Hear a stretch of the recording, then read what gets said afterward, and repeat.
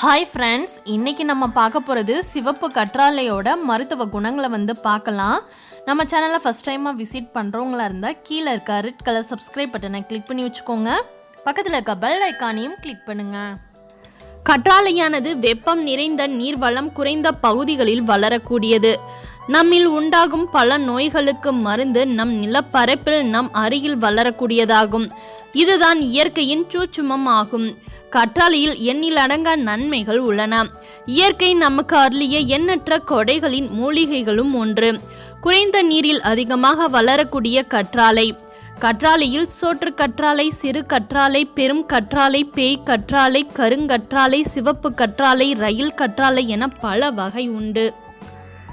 செங்கற்றாழை பசுமை கலந்த செம்மை நிறத்தில் நல்ல சதைப்பற்றுடன் இருக்கும். மடல்களில் மிக சிறிய வெள்ளை புள்ளிகளும் ஓரங்களில் சிவப்பு நிற முட்களும் காணப்படும்.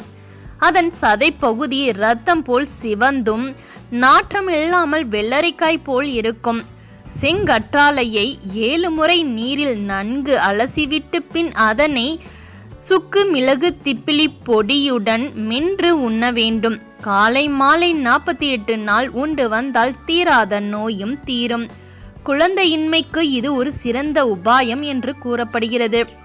செங்கற்றாழையை உட்கொள்ளும் போது நமது உடலானது பல பிரச்சனைகளிலிருந்து முழுமையாக விடுபடும். உடலில் கஸ்தூரி மனம் வீசும். உடலிலிருந்து வியர்வை வெளியேறாது. தலைமுடி கருமையாகும். பார்வை திறன் அதிகரிக்கும். நரைத்திரை மாறும்.